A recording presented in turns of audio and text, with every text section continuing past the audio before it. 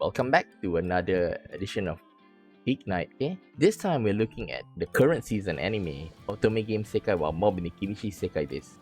Okay, the premise of the story is the typical isekai type. Well, an isekai that transports into a game type.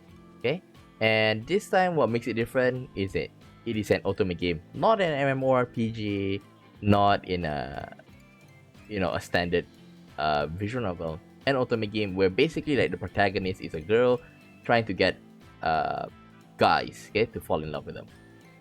So here, um, the the main character, okay, is the guy, okay. He have no intention to go back to the real world, okay, because it's not because that his life is terrible in the real world, just that he have no attachment to that, and also it's because maybe that he uh the consciousness of the protagonist, back in Japan, kind of merge in with one of the characters that that he is inhabiting, because it's not a full reincarnation. It's like his consciousness basically transferred to a 5-year-old boy. So in a sense, it's like a merging. So he doesn't particularly feel out of this world, this Otome Game Sekai world. So he kind of like is comfortable be staying here. But one thing that he knows, he wants to live a peaceful life. Okay, where I won't say that he doesn't want to live a life of luxury. He just want to be free of conflict. Okay, so with him, knowing the world, okay, and he tried to stay in the background as much as possible. Somehow, without him trying, the world is starting to change. Okay, and he felt, okay, well, it's not wrong. He felt that somebody is changing the story. Okay, and we don't know who that person is. Well, we know who is that person, but we don't know who is inside that person. That, if you watch it, you understand what I mean. Okay, so before I continue, I want to talk a bit about Otome Game. Okay, Otome Game is, like I said just now, is a type of visual novel where the protagonist or the main character of the game is a girl, and she's trying to win the hearts of different boys, sometimes all.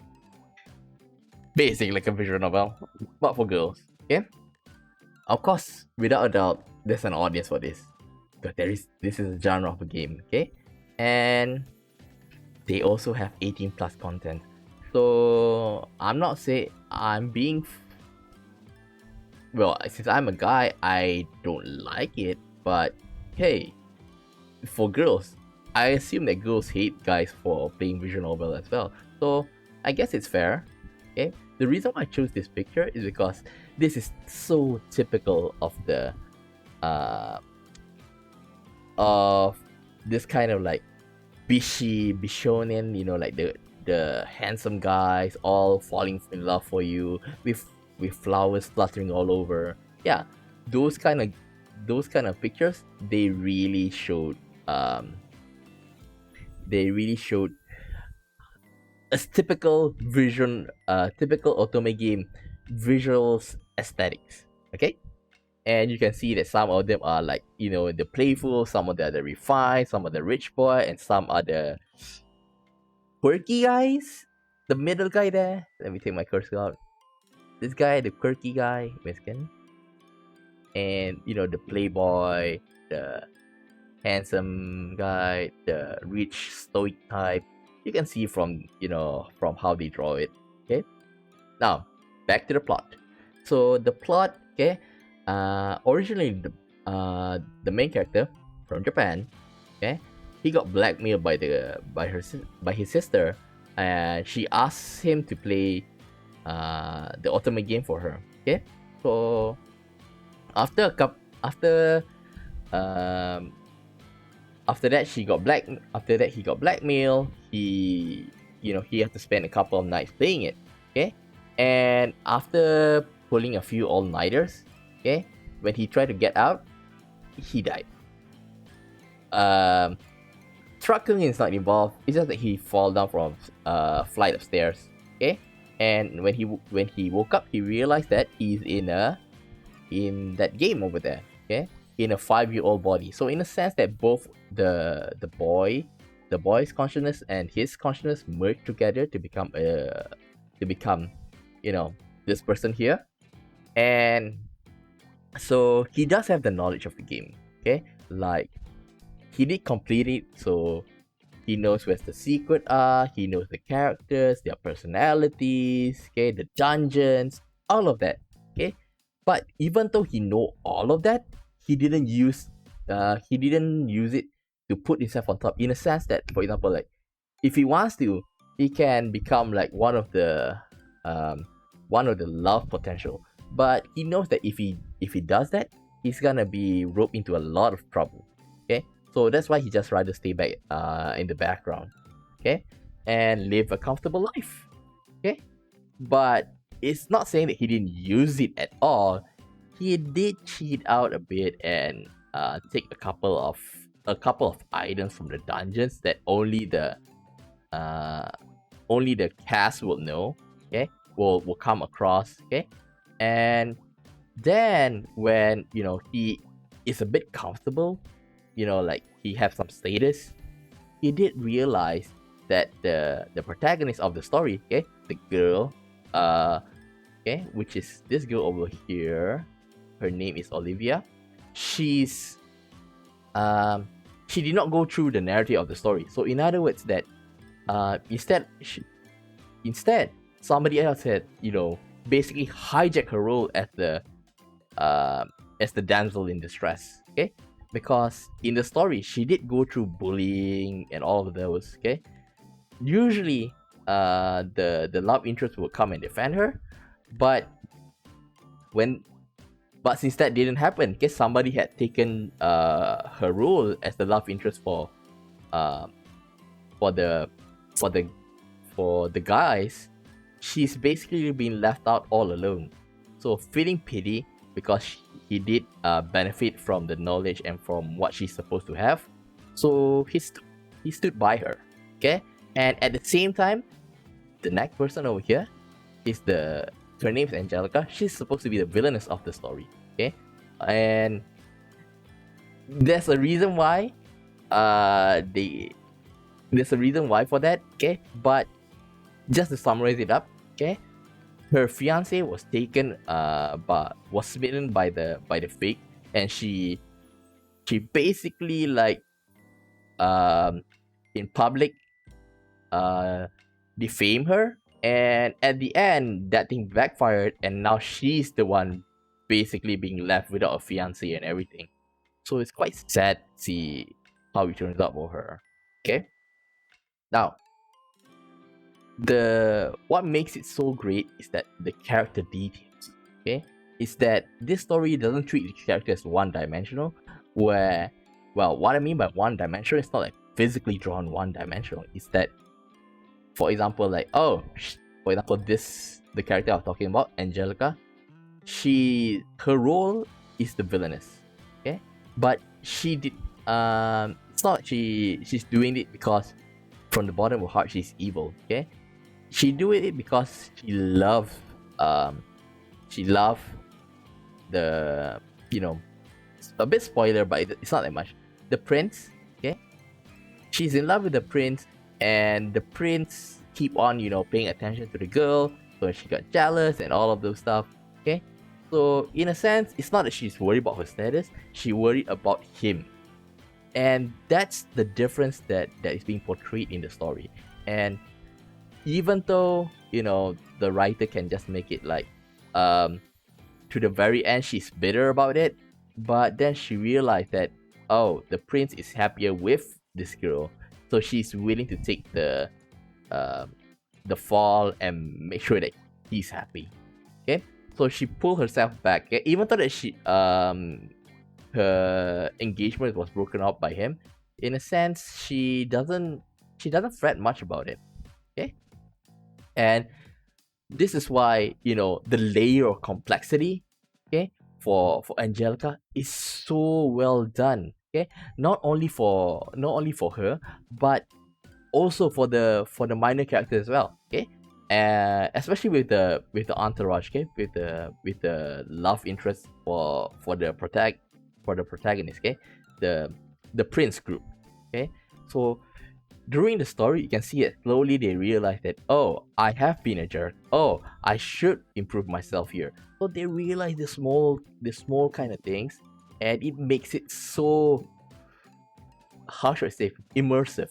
Okay, you can actually feel like these people are not just like, oh, I'm a villainous, I must be the bad guy until the very end. Okay, there's no signs of like not showing regret, no, not showing any signs of growth. So that's one big thing that this show have. Okay, next thing I want to say is that the diverging paths. Okay, so like I said before, okay, the main character, the okay, the Lloyd, the guy who got isekai, okay, he basically took the protagonist Olivia over here, okay, loot and exp. So in a sense, like I said earlier, he felt that he owes her, okay, okay, and even though that he can give all the loot, okay, but he can never give her the opportunity for her to grow, okay, because without a doubt, when she to get those things, she needs to go through a journey, and that journey will build up her character. But since he had gone through the journey alone, okay, and just giving her the loot, basically she's not being able to grow as a protagonist, okay, that confident. Now she feels inferior all the time, okay. Now this wouldn't happen if the story, followed, as scripted. But it's great that the author of this manga, this story, this anime, he realizes that and shows that the dilemma unfolding step by step. And that's why this anime is so amazing. When I watch this anime, like the second episode, the first episode really piqued my interest. Second episode onwards, like, oh, this anime is low key like surprises of the season. If you have qualms about it, if you have like interested even a bit, you should try and watch it, okay? Amazing. I can guarantee you might feel the urge for, like me, to read the manga, and I did. And you know what? I binged it. I basically spent the next 3 or 4 hours reading the manga, and let me say, I did not regret it. Okay, so my thoughts about this anime, I feel like this is really amazing because how it goes, okay, is that they take a trope, okay, rather than going through, rather than make a standard one, okay, like, oh, he's trying to be on the top. Rather than that, okay, for him, the biggest diverging path, okay, is that he wants to be, in the background, but in a sense, he is roped into all the conflict, in the middle and towards the end. It shows that the writer clearly want to like criticize this genre of story of manga and anime, okay, and he nailed it. There's no other way to put it, okay, because I really do want to see how it goes, because right now manga is stuck at chapter 42. Okay, I'm waiting for the next chapter to be released. Okay, and this haven't happened yet. Okay, maybe this one is taken from the light novel. Okay, I don't know. I only read the manga, and I haven't seen that the conflict happened here. Is that both of them are friends? The protagonist and the villainess, they are friends. Okay, and I haven't and clearly that at least the protagonists have clear feelings for him, and the villainess, she haven't realized it yet, but she does have feelings for him. So we haven't seen like the love triangle played out yet. So I'm waiting for that moment to come up. And seriously, I don't mind if there's another season of it, okay? Because right now it's episode 5. If there's a second season of it, I would gladly watch it, okay? So yeah, that's it for Otome Game Sekai, okay? If you like Geek Night, like what I do here where I review anime, okay, you can subscribe to the channel, you can like and share the video, And if you have anything you want to say, you can comment down below. And if you're free, you can join me live. Okay, I also have other streams as well, such as Novel Night, where I'll stream visual novels together. Okay, so if it's in Japanese, I'll just translate it. Okay, give my quick translation on it. Okay, and now maybe I'm thinking of playing like the English visual novel as well. Well, that had already been translated. Okay, so yeah, so this is all for this week's Geek Night. So I'll see you next time. Well, actually, I have another stream later on. So if you want to find out more, you can check out my Twitter as well. Okay, links down below. So with all that said, see you next time. Bye bye.